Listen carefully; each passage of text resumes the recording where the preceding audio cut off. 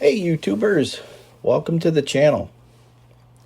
What we're looking at here is a grill-less front end of my 2011 Duramax. And there's actually 5 horns here. What I've done is modified some Hornblaster Shocker XL horns to mimic the K5LLA. It's a sound that I really enjoy, and the Hornblasters are pretty loud anyway, so I took a chance, modified these, and I hope you enjoy the results because it came out pretty good.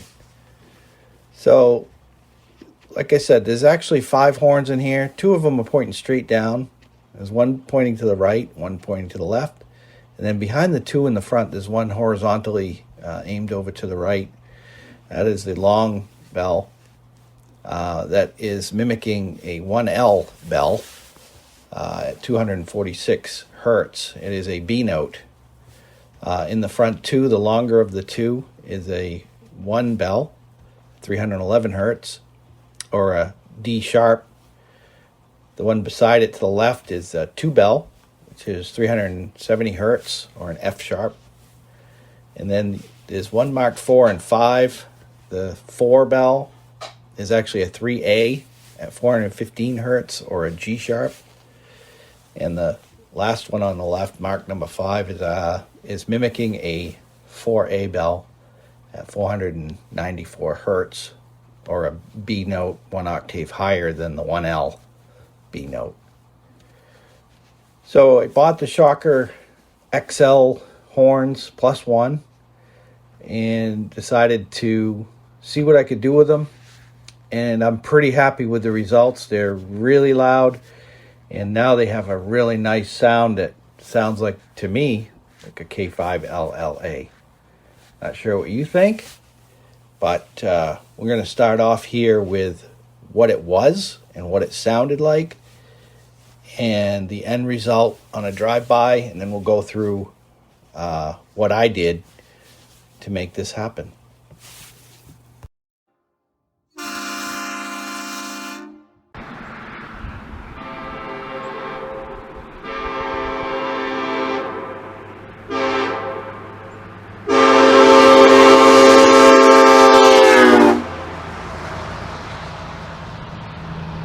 Here's the 1 bell and the 3 bell in their stock form right out of the box from the Shocker XL series horns. This has got some tape on it with some little notes so I know which one is which, and you'll see a little bit more of that in a minute. This is the 4 bell, the shortest one from the Shocker XL series, with the pipe cutter on it. You can see I've been around a couple times and scored a line in it. A nice straight line. Now remember, these are plastic, so you don't want to put too much pressure on it and break it off the diaphragm. So all I did was score a nice straight line all the way around. Here we are. This is the video of the 1 bell. You can see the 1 sticker on there, and that's about an inch away from where it's glued on as to where I'm cutting it. Then I take a coping saw and finish it off, and keep rotating it and cut in, get a nice straight cut on the diaphragm side is what you want to start with, because you're going to be cutting the horn shorter to make the hertz or the notes go higher. Here's the diaphragm after I cut it off, and came out pretty good. I haven't sanded it yet or cleaned it up or anything, but this is fresh right after the coping saw cut it off. And getting ready to put the sleeve on. So here's the longest horn with the sleeve glued on. This is an 1.25 inch PVC pipe, not a coupler, but actually just a piece of pipe. And the Hornblaster horn is around 1.25 inches, so I had to just sand out the inside a little bit to get it to slip on there nice and snug, and use some epoxy glue to glue it on. So here's a note on the back of the 1 bell.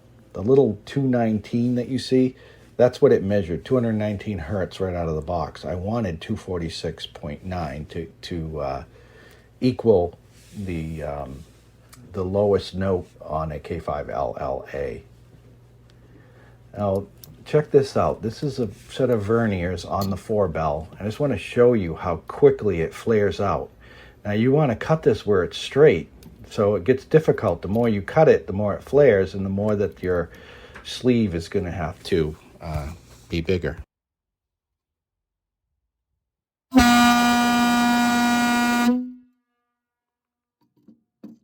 want to show you with a dB meter that making these shorter doesn't make them any quieter. I'm not very far away, but they're still making 130 dB.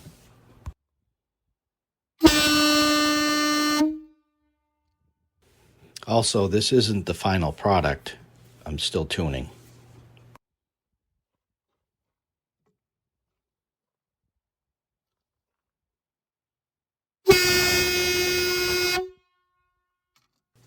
Now I'm using the app, and it shows the note, and then in smaller in the middle it shows the hertz, which is what I'm really trying to tune to here. Almost there.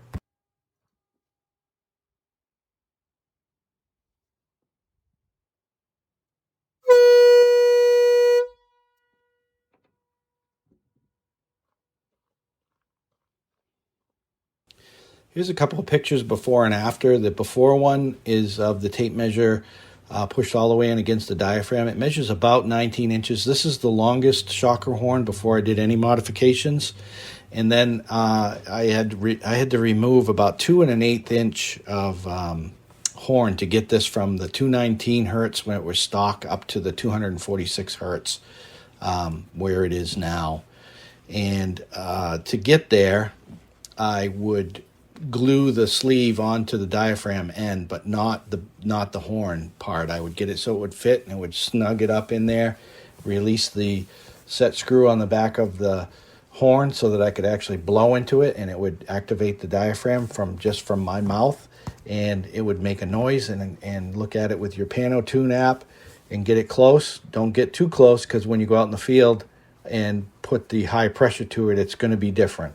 So I would get it, within 15 or 20, and then go out in the field and do my final adjustments. When I would get really close, I was just using sandpaper to just take a little bit off, take a little bit off, take a little bit off, test, and use the Pano Tune app to get you where you want to be. Once you hit that number, stop, put everything aside, move on to the next one. I had to do this 5 times out in the field, and the results, well, you heard it. It sounds good. So in this picture of the grill of my truck, you can see there's a red hose coming that comes all the way back from the back of the truck. I have a 20-gallon air tank inside my toolbox in the bed of the truck.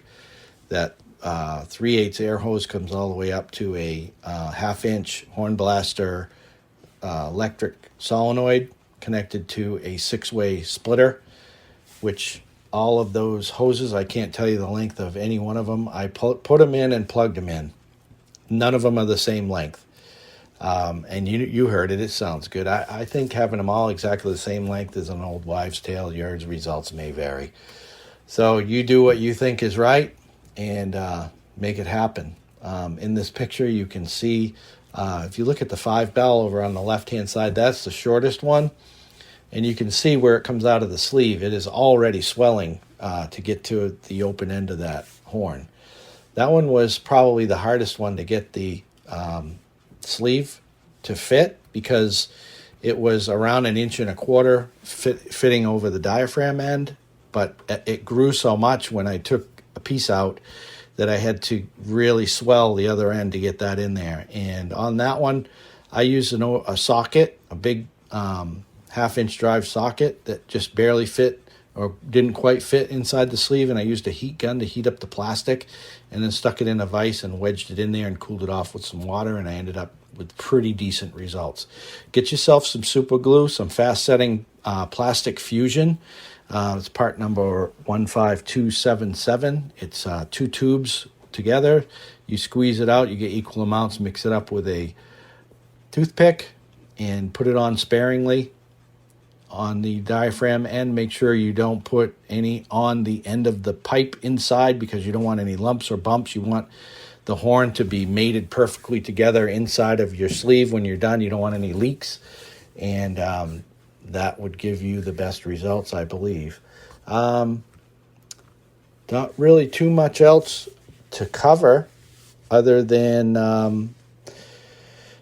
the horns do sound weird one at a time, but when you blow them all together, it makes a nice chord and it makes a nice sound. So I'm going to end this video with a couple of honking clips, and please like and subscribe. Happy honking. Thanks for watching the video. Hope you got something out of it.